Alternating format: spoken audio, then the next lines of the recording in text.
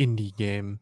An indie game, short for independent video game, is a video game created by individuals or smaller development teams without the financial and technical support of a large game publisher, in contrast to most AAA games.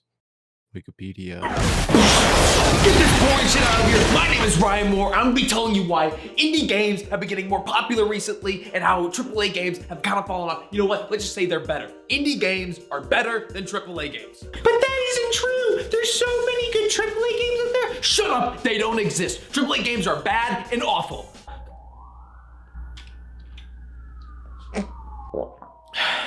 Anyways, I'm no game designer, right? I'm a broke college student. I'm filming this video in my friend's garage. Here's his car, and here's his license plate. And the most responsible thing I've done is take care of a cat, which, you know, they poop in a box. Just in case if you were curious, his name's Rocket Launcher, and I hit him with every fiber in my being. So you may be asking, why am I making this video? There's a bunch of different videos on YouTube about how indie games have grown in popularity, made by more qualified and talented people. So what makes me so different? Well, two things. One, I'm not gonna be talking about super popular indie games. I feel like that's kind of cheating since most people have talked about them. So if you don't hear your favorite indie title like Fetish Location Week 3, sorry, not gonna be in this video. And two, my top genre on Spotify is POV indie. So I'm better. So there's three things that make indie games better than AAA. There's the affordability, the uniqueness of it, and then there's the community, or generally how it brings people together. You can simplify this to like OS, OC. I don't know. OS sounds, yeah, OS. We'll do OS. You're in the left third, Ryan? Ryan, you're ugly. Just a peek into my dark, demented world. Where's the scary thing? Alright, let's get out of here. Alright, we'll see you in the next one. So, content warning. You may have accidentally stumbled upon this game by scrolling through TikTok, right? That's at least how I discovered it. The general premise of this game is you and a bunch of friends get a camera and go underground to record scary stuff and upload it to SpookTube. And the more scary it is, the more points you get. Or, sorry, more views you get. When you start off, you'll get a few basic items. You'll get a couple of flashlights and obviously the camcorder. One person is tasked with really filming everything, kind of getting the good shots and all that. And the rest of the group is sort of like guinea pigs who sort of just stumble around and, you know, sort of just be in the camera whenever it's necessary. Also to pick it up if the camera person dies in any way, which that's not gonna happen. There also is a oxygen meter, which sort of gives the whole expedition a sort of timer. It really adds a lot of tension when you are trying to make it back to the ship with the amount of oxygen as I have money in my bank account. On the surface, there's a shop which you can use to buy items that can either help you explore or maybe add some funny elements to your film. This can be a news microphone, a sound box, or instructions on how to hug somebody. Aww. And when you're finished recording, you and the rest of the people who are alive stumble back onto the ship and get to watch the most atrocious film you've ever seen. The premise of shooting and viewing your own video isn't really a premise I've seen in any other game before. What really makes this game shine is the implementation of proximity chat.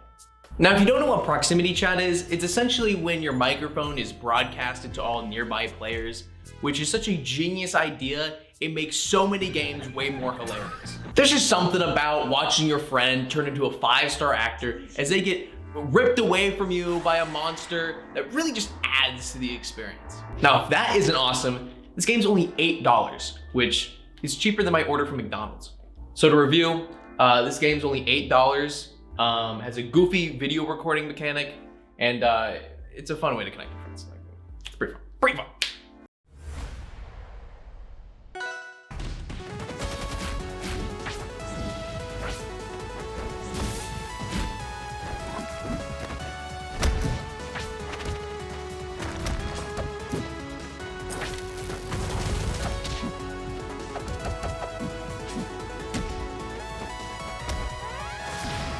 Rivals of Aether. Now, if you've heard of this game before, you definitely know why I'm talking about it.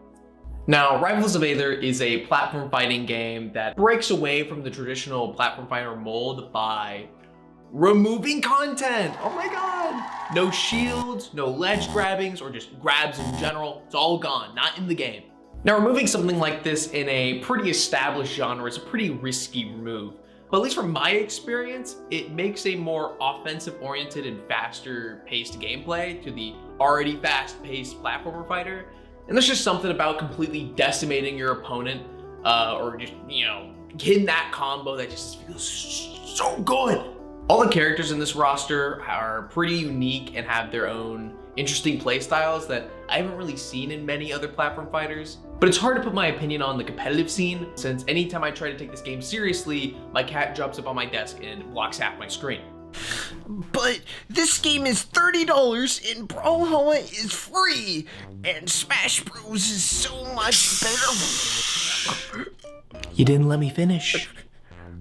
Because you know what this game has that those don't? You can play as Walter White. The Steam Workshop. Now, if you don't know what the Steam Workshop is, here's a quick rundown. It's essentially a place where people can upload their own unique creation and you can download them to your game. They're basically like mods, but way easier to install. This could be any in the forms of like maps, skins, or just entirely new characters. And all these characters are so goofy and fun to play around with. Sure, they may not be balanced or good at all, but I mean, that's kind of the fun of it. Now you can finally figure out who would win in a fight. Steve from Minecraft or Joker from Persona?